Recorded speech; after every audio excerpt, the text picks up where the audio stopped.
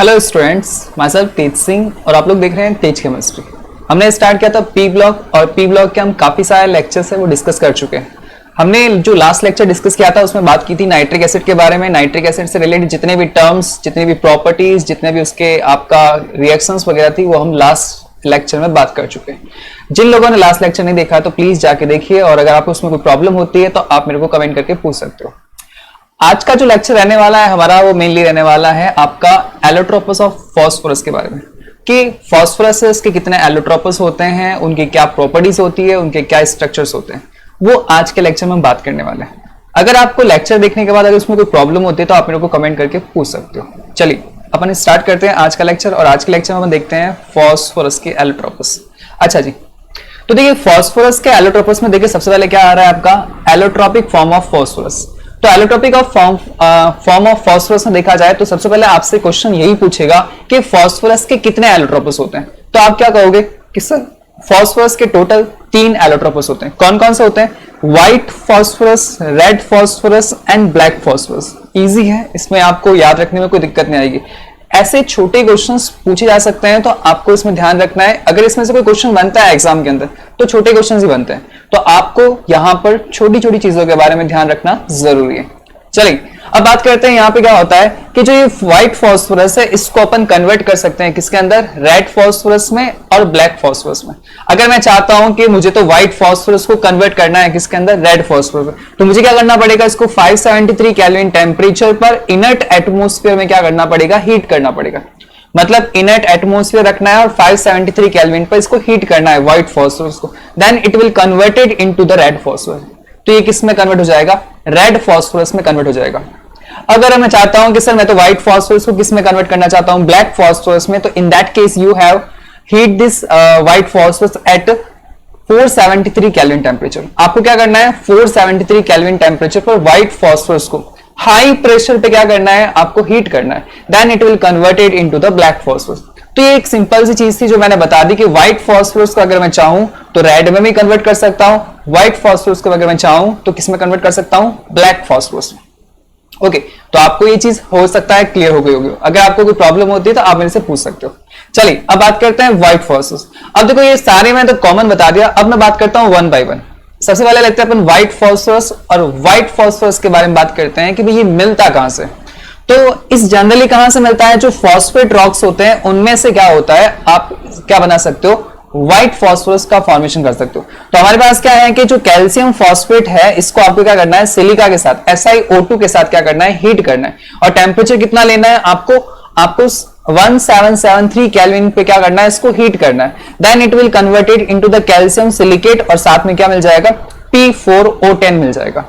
अब ये जो P4O10 है इसको क्या करना है? आपको कार्बन के साथ क्या करना है? हीट करना है। तो जैसे ही हीट करोगे तो भाई हमें यहाँ पे क्या मिल जाएगा? व्हाइट फास्फोरस मिल जाएगा। तो सिंपल सी चीज है, जो फॉस्फेट रॉक्स है उसको सिलिका और कार्बन के साथ मिला के आपको हीट करना है। तो हीट करने से आपको क्या मिल जाएगा? व्हाइट फास्फोरस मिल जाएगा। तो बहुत सिंपल सी चीज है, और साथ में आपको क्या मिल जाएगा? यहाँ पे कार्बन मोनोऑक्साइड जो गैस की फॉर्म में बाहर निकल जाएगी। तो व्हाइट फास्फोरस जनरली किससे मिलता है? जो भी आपके फॉस्फेट रॉक्स होते हैं उनको अगर आप सिलिका एंड कार्बन के साथ हीट करते हो then it will produce the white phosphorus. Okay, clear इसमें? चलिए आगे बढ़ते हैं। अब देखो यहाँ पे क्या है? स्ट्रक्चर ऑफ फास्फोरस, और यहां से क्वेश्चंस पूछा जाता है एग्जाम के अंदर, तो आपको यहाँ पे ध्यान रखना पड़ेगा। चलिए देखते हैं इसमें क्या होता है। सबसे पहली चीज है कि व्हाइट फास्फोरस होता है वो किस फॉर्म में एग्जिस्ट करता है? P4 की फॉर्म में एग्जिस्ट करता है। ये चीज आपको पता होनी चाहिए। मैंने आपको देखो पीछे वाले में बता दिया था कि P4 व्हाइट फास्फोरस का फॉर्मूला क्या था? P4 था। अब यहाँ पर भी क्या है कि अपन जो बात कर रहे हैं स्ट्रक्चर के बारे में वो किसका है? P4 का। तो ये जो P4 का स्ट्रक्चर है व्हाइट फास्फोरस का वो देखिए इस तरह से होता है। यहां पर ये जो आपके 4 एटम्स है फास्फोरस के वो इस तरह से कनेक्टेड रहते हैं। अब देखो यहाँ पे एक फास्फोरस है वो कितने बॉन्ड बना रहा है? टोटल 3 बॉन्ड बना रहा है। एक फास्फोरस 3 बॉन्ड बना रहा है, ठीक है। तो यहां पर देखा जाए अगर फास्फोरस 3 बॉन्ड बना रहा है तो आपका हर एटम के पास एक लोन पेयर प्रेजेंट है, क्योंकि अगर वो 3 बॉन्ड बना है तो भाई खुद ही सोचो ना, इन सबके पास क्या है? लोन पेयर है। तो लोन पेयर है तो आप एक बात सोचो कि ये जो सारे के सारे जो फास्फोरस है इनमें एक फास्फोरस एटम का हाइब्रिडाइजेशन क्या होगा? तो आप क्या कहोगे? सर इसका हाइब्रिडाइजेशन क्या होगा? sp3। क्लियर है बात? और जब sp3 होता है तो उस केस में आपका स्ट्रक्चर क्या होता है, टेट्राहेड्रल होता है। तो सबसे पहली चीज क्या हो गया, देखो यहाँ पे क्या है कि व्हाइट फास्फोरस होता है वो किस तरह से एग्जिस्ट करता है, p4 यूनिट की फॉर्म में एग्जिस्ट करता है। सही बात है, मैंने आपको बता दिया इसके अंदर। और it has a tetrahedral geometry. क्यों है टेट्राहेड्रल ज्योमेट्री, आपको पता चल गया होगा कि सर भाई फास्फोरस है वो देखो 3 बॉन्ड तो यहां बना रहा है तीनों फास्फोरस के साथ और एक इसके पास लोन पेयर, इट मींस इसका हाइब्रिडाइजेशन क्या हो गया, sp3। चलिए अब बात करते हैं यहाँ पे, देखो ये चीज काम की है सबसे लास्ट वाली, यहीं से क्वेश्चन बनने के चांसेस बनते हैं। देखो बॉन्ड एंगल इज 60 डिग्री। देखो यहाँ पे जो बॉन्ड एंगल आपको दिखाई दे रहा है ये बॉन्ड एंगल यहाँ पे कितना है, 60 डिग्री है। होना कितना चाहिए था टेट्राहेड्रल ज्योमेट्री के अंदर, 109 डिग्री, लेकिन है कितना यहाँ पे 60 degree. It means bond angle कम हो गया। अब बॉन्ड एंगल यहाँ पे कम हो चुका है तो इन दैट केस क्या हो गया यहाँ पे कि जो बॉन्ड्स होंगे वो पास में आएंगे। अब जब बॉन्ड पास में आएंगे तो आप खुद सोचो जो बॉन्ड के जो इलेक्ट्रॉन होंगे वो एक दूसरे को क्या करेंगे, रिपेल करेंगे। तो यहां से क्या होगा, with this bond angle white phosphorus is associated with strain. अब आप खुद सोचो बॉन्ड जब पास में आएंगे तो एक दूसरे को स्ट्रेन प्रोड्यूस करेंगे, मतलब एक तरह से रिपेल होंगे इनके इलेक्ट्रॉन्स। तो इससे क्या होगा, बॉन्ड मतलब जो p4 का स्ट्रक्चर है वो कैसा हो जाएगा, अनस्टेबल हो जाएगा। And because it is less and more reactive, मतलब ये क्या होता है, बिकॉज इट इज लेस मतलब लेस स्टेबल, यहां पे क्या हो जाएगा, लेस स्टेबल आएगा, लेस स्टेबल और मोर रिएक्टिव, मतलब इसकी स्टेबिलिटी क्या हो जाएगी, कम हो जाएगी और ये ज्यादा रिएक्टिव हो जाएगा। तो ये चीज आपको ध्यान रखनी है कि जो व्हाइट फास्फोरस होता है वो बहुत ज्यादा रिएक्टिव होता है। तो क्यों होता है, क्योंकि इसके जो बॉन्ड एंगल होता है वो 60 डिग्री होता है, जिसकी वजह से इसमें एंगल स्ट्रेन प्रोड्यूस होता है, जिसकी वजह से क्या होता है, ये अनस्टेबल हो जाता है और स्टेबिलिटी इसकी कम हो जाएगी। स्टेबिलिटी कम हो जाएगी तो ये ज्यादा रिएक्टिव हो जाएगा। तो होता ही है कि आपका क्या हो सकता है, हवा में भी आग पकड़ सकता है। चलिए बहुत डेंजरस है ये। ओके, अब बात करते हैं प्रॉपर्टीज। तो प्रॉपर्टीज की बात करते हैं तो यहाँ पे सबसे पहले क्या आएगा, translucent and white vaccine solid. मतलब ये कैसा होता है, व्हाइट वैक्स सॉलिड, मतलब सॉलिड फॉर्म में मिलेगा और व्हाइट वैक्सी मतलब एक वैक्स, व्हाइट वैक्स कैसा देखा होगा उसके फॉर्म में आपको ये मिलेगा। इट इज हाईली पॉइजनस, बहुत ज्यादा क्या होता है भाई, पॉइजनस होता है, इसका नेचर बहुत ज्यादा पॉइजनस नेचर है। It is insoluble in water. भाई आप देखो आपका ये कैसा है, नॉन पोलर फॉर्म में, तो ये वाटर के अंदर तो कैसा होगा, इनसॉल्युबल होगा। लेकिन अगर आप क्या करते हो, इसको किसी ऑर्गेनिक सॉल्वेंट में डालते हो, तो जैसे कार्बन डाइसल्फाइड में अगर आप डालोगे इसको CS2 में, तो इस केस में ये क्या हो जाएगा, आपका डिसॉल्व हो जाएगा। अगर आप वाटर में इसको डिसॉल्व करने की कोशिश कर रहे हो, दैट मींस ये सॉल्युबल नहीं होने वाला। आपको क्या करना पड़ेगा, इसको कार्बन डाइसल्फाइड में डालते हो तो ये आराम से क्या हो जाएगा, सॉल्युबल हो जाएगा। Okay, reaction with alkali. अब देखो एग्जाम में कभी कभी ऐसा होता है कि आपको पूछ लिया कि सर व्हाइट फास्फोरस की रिएक्शन बताइए किसके साथ, एल्कली के साथ, एक्वस एल्कली। मतलब एल्कली मतलब यहाँ पे सोडियम हाइड्रोक्साइड, कोई बेस लेना भी। तो यहाँ पे हमने कौन सा लिया है, NaOH लिया है। ये है आपका व्हाइट फास्फोरस। व्हाइट फास्फोरस की रिएक्शन NaOH के साथ कराई, एक्वस है तो वाटर तो प्रेजेंट हो गई। तो जब ये रिएक्शन करता है तो ये आपका बनाता है PH3, इसको बोलते हैं अपन, देखो इसको क्या बोलते हैं, फॉस्फीन। ये रिएक्शन अपन आगे पढ़ने वाले हैं, वापस फॉस्फीन बनने वाला है। क्या बनेगा यहाँ पे, फॉस्फीन। तो यहाँ पे PH3 बन रहा है जिसको अपन क्या बोलते हैं, फॉस्फीन बोलते हैं, और साथ में क्या मिल रहा है, सोडियम हाइपोसल्फाइड बन रहा है। बात क्लियर है यहाँ पे। जब हमने व्हाइट फास्फोरस की रिएक्शन किसके साथ करवाई, NaOH के साथ करवाई in the aqueous medium, then it will produce the phosphine and sodium hyposulphide. Clear है बात। तो ये फॉस्फीन के जो मेथड्स पढ़ने वाले हैं वहां पे ये रिएक्शन वापस आने वाली है, तो प्लीज इसको अच्छे से ध्यान रखना। चलिए आगे बढ़ते हैं। अब बात करते हैं यहाँ पे, it is readily catch fire. अच्छा जी भैया, मैंने आपसे कहा था ना कि जो व्हाइट फास्फोरस होता है वो लेस स्टेबल होता है और मोर रिएक्टिव होता है। तो उस केस में क्या होता है, ये आसानी से क्या कर सकता है, आग पकड़ लेता है। तो it readily catch fire in air, मतलब हवा में भी आग पकड़ सकता है। And give the dense white fumes of P4O10, और बहुत ज्यादा फ्यूम्स प्रोड्यूस करता है। तो बहुत ज्यादा फ्यूम प्रोड्यूस करता है तो भाई यहां पर क्या हो जाएगा, एक तरह से आपका मतलब रिएक्शन हो रही है।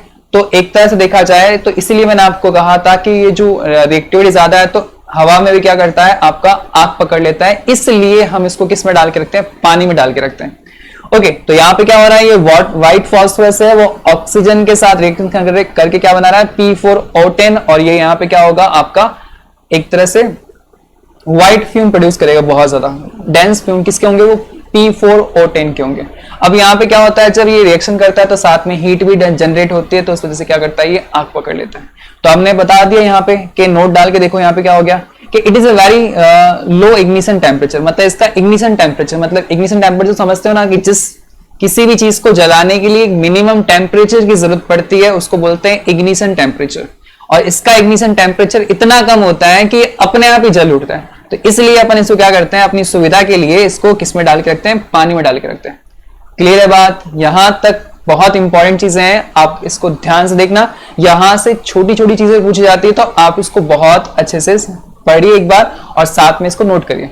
चलिए अब बात करते हैं रेड फास्फोरस। रेड फास्फोरस की बात करते हैं तो देखो पहला था व्हाइट फास्फोरस।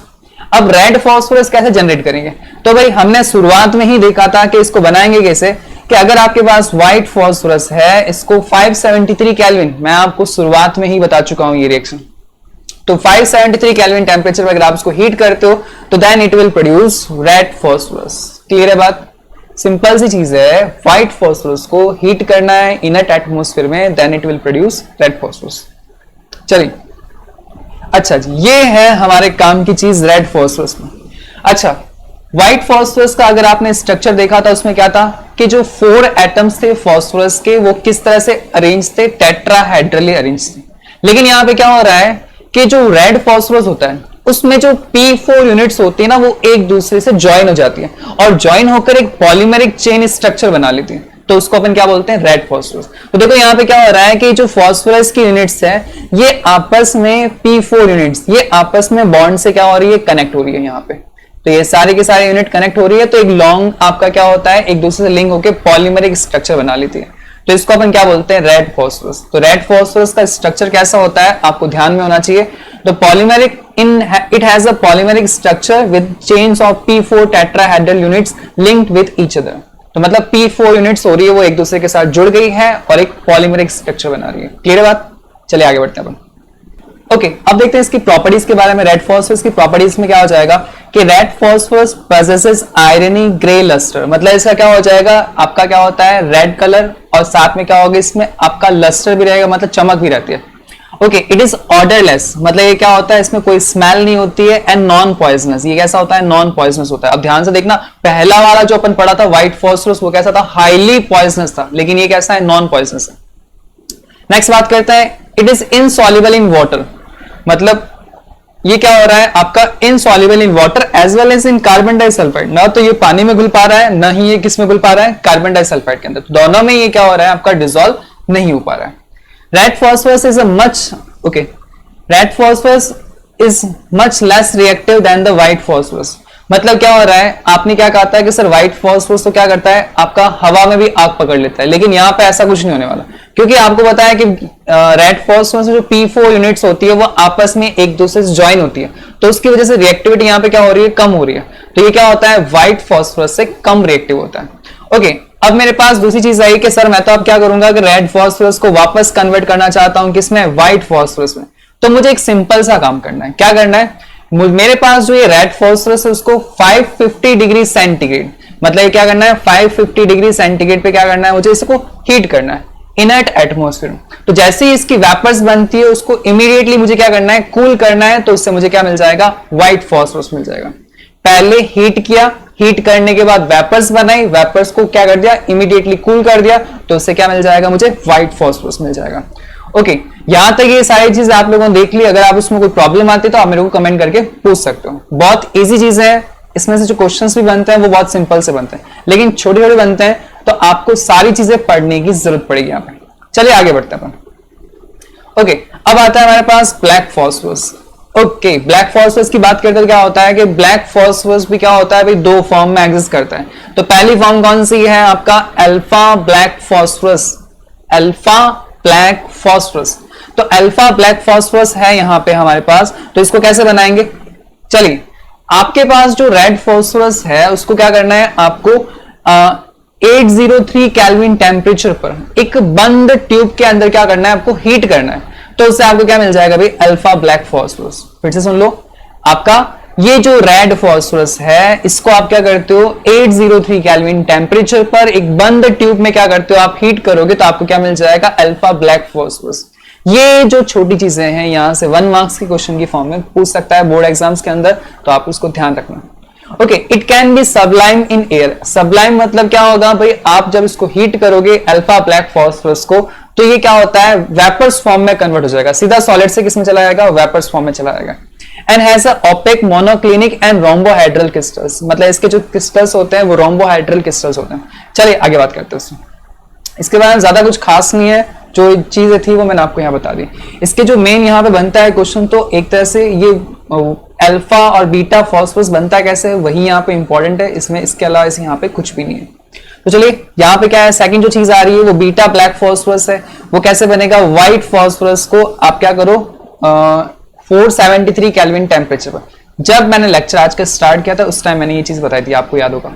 तो मैंने व्हाइट फॉस्फोरस को 473 केल्विन पर वहां पे ब्लैक फॉस्फोरस में कन्वर्ट किया था, तो वो ब्लैक फॉस्फोरस वहां पे कौन सा था, बीटा ब्लैक फॉस्फोरस। तो यहाँ पे क्या करना है, वही 473 केल्विन टेम्परेचर और अंडर हाई प्रेशर, मतलब यहाँ पे प्रेशर क्या होना चाहिए, बहुत ज्यादा हाई, तो ये किस में कन्वर्ट हो जाएगा, बीटा ब्लैक फॉस्फोरस में। It has a crystal lattice in which the each phosphorus. अच्छा, ये क्या कह रहा है कि भाई यहाँ पे क्या होता है कि जो एक फॉस्फोरस होता है वो आपका दूसरे, मतलब यहाँ पे क्या हो जाएगा, जो एक फॉस्फोरस है वो दूसरे क्या होंगे, 3 फॉस्फोरस एटम के साथ क्या होता है, कनेक्ट होता है आगे, मतलब ये आगे से आगे क्या हो जाएंगे, ऐसे कनेक्ट हो जाएंगे। तो एक तरह से ये स्ट्रक्चर क्रिएट कर लेते हैं इस तरह से, मतलब जो एक फॉस्फोरस होगा वो क्या हो जाएगा, आगे से आगे 3 फॉस्फोरस से कनेक्ट होता रहेगा। ओके, तो इस तरह से ये कंटिन्यूसली क्या होता है, आपका स्ट्रक्चर आगे से आगे बढ़ता रहेगा। तो ये आपको थोड़ा ध्यान रखना है, ये कैसा स्ट्रक्चर हो गया इसका, बीटा ब्लैक फॉस्फोरस के बारे में। तो ये चीज आपको इसके बारे में ध्यान रखनी है, जो भी आज के लेक्चर में बताया गया है। तो प्लीज आप इसको आप जो लेक्चर को एक बार ध्यान से देखिए, और अगर आप इसमें कोई डाउट होता है तो आप मेरे को कमेंट करके पूछ सकते हो। अगर आपको आज का लेक्चर अच्छा लगा हो तो please like and subscribe. Okay, thank you for watching this lecture.